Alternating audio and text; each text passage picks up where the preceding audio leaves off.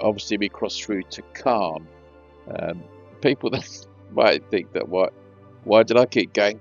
Come on! It just reminded me of that first Star Trek movie with Captain Kirk.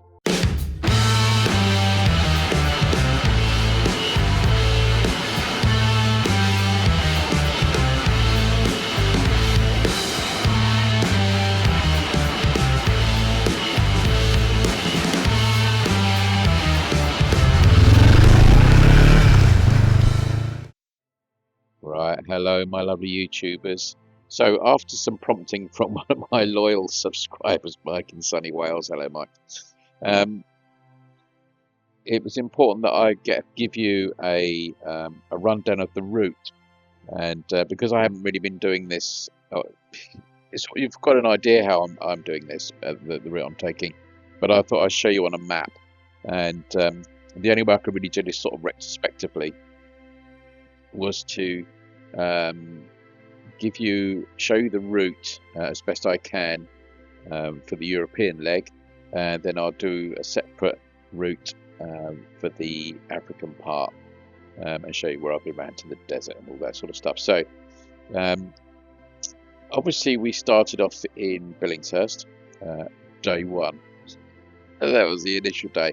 So that was April 10th. And then we headed down from Billingshurst to Portsmouth, and that was the night ferry. If you remember, if you've been watching the videos, that was the night ferry. And then obviously we crossed through to Caen. People that might think that why did I keep going? Come on! It just reminded me of that first Star Trek movie with Captain Kirk. Oh dear! I'll try and put a picture of Caen up if I can. Anyway, yeah, that's how this goes in this video. You know, nuts. So we then went from Caen to Laval, and Laval was sort of like just the first stop really. I was staying off motorways and toll roads, and stopped at Laval. Went through that terrible fog straight out of Caen. What a nightmare that was.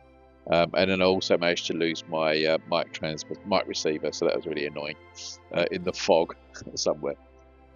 And then we went from Laval on a fairly sort of circuitous route down to Poitiers, and then from Poitiers it again was a very sort of nip one pearl two through the countryside to Brantôme, which is in Périgord or in the Périgord, and that's where I overnighted.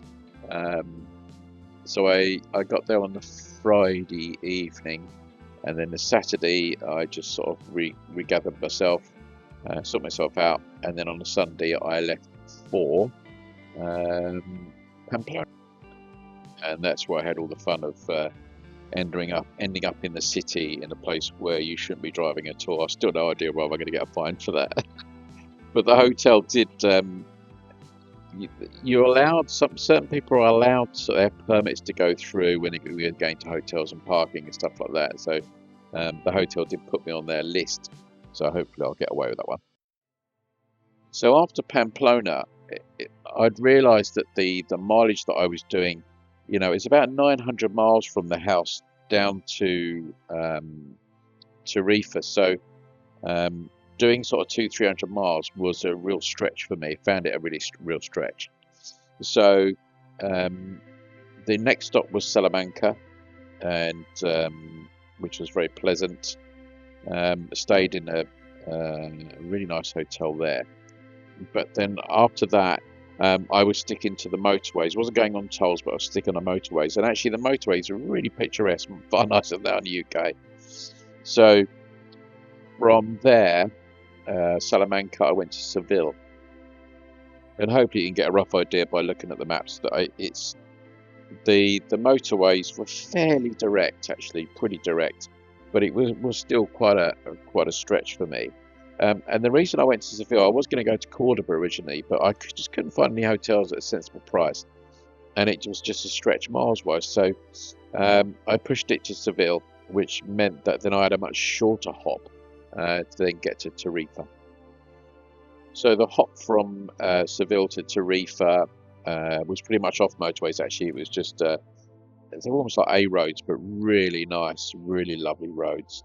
And it was all warming up all the time as I was getting further and further south, which I suppose I expected really. But I certainly wasn't into summer gear at that point. In fact, the whole trip is not really used the summer clothing at all. Only a couple of times I'd used my summer jacket. So once at Tarifa, I went straight to the port, got my ticket. Really straightforward getting tickets, and I think it is slightly cheaper if you go direct to the port to do it than it is actually online. I think it probably depends on the day and stuff like that. Maybe how they allocate tickets and all the rest of it. And then I headed back, which I was actually staying at the campsite, which was only 3 miles, something like that, from the actual port, which was great. And lovely campsite with the sort of teepee tents already set up, so I didn't have to get my own tent out or anything like that. So that then really saw me set up ready for the boat to Africa. So mileage wise, it works out something like 1,345 miles from home, obviously not including the crossing. This is just road mileage down to Tarifa. And just those things where I am sort of coming on and off motorways and doing A roads and stuff like that, just makes it a little bit longer and a little bit slower, which became far more apparent when I actually got into Africa. And your mileage and the time it takes you to do that mileage really does extend. It's quite surprised. I was really shocked actually how little mileage I could do in a day, because your average speed really does slow down, and there's so much to see. The miles per gallon on the bike, I know people are interested in that sort of stuff. I think because I'm loaded up and you're not the most aerodynamic thing with all the panniers and all the rest of it. I reckon on the motorways I was getting about 70 to 80 miles per gallon. It certainly felt pretty good. You always have that odd thing on motorbikes, didn't you, where you got the fat part of the tank, and as it goes down the sides, you're losing your capacity.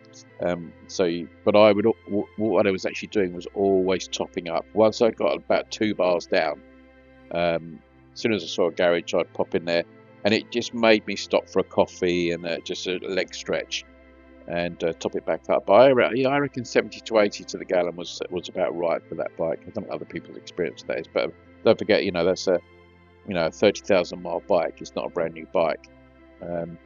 But with tyres at the right pressure and all the rest of it, the rolling resistance is pretty low. It's just your wind resistance which is doing it, and it's a lot of hills. You're going up a lot of mountains, particularly when you look at the things that I was doing through the Pyrenees and stuff. They're using a lot of fuel, really is using a lot of fuel, although you do get a bit more coasting down the other side. And what I was doing hotel-wise was sort of every couple of days thinking, well, where am I going to be? Yes, that's right, I'm going to be in Seville. I won't be in Cordoba, whatever it is. I go on Booking.com. All my hotels were booked by Booking.com. And my criteria always has been secure parking. Can I find somewhere secure for the bike? Because as I say in some of the videos, the bike's my lifeline. If I haven't got the bike, that's the end of the trip.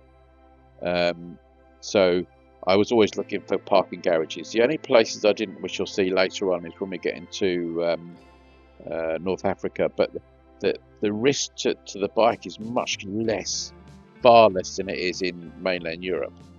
In France and Spain in particular, I think bike theft is still quite a big problem.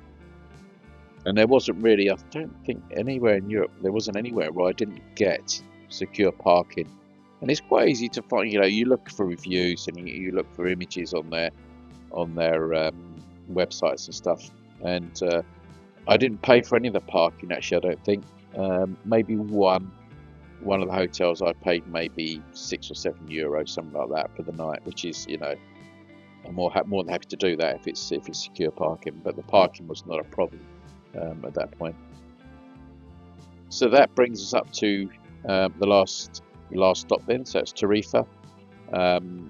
Overnight stop there, and it was warm. The weather was really nice. I went out onto the beach and saw the fishermen and the paragliders and the kite surfers, and all those sort of people. Absolutely amazing. But the ride to the port the next morning, it was just peeing down with rain. I couldn't believe it. What a pain that was. Anyway, so that brings us to date with the route. Hope that helps, and I'll do another one when we get into Africa to give you an idea of some of the routes, and I'll try to explain more of the routes that I took. Which, if you're going to plan a trip like that, they're worth taking those roads because they're just epic. But that's the European leg for the maps, and I hope you enjoy carrying on seeing the adventure that I've had. So as we head on into North Africa. Okay, I'll see you in the next episode. Take care.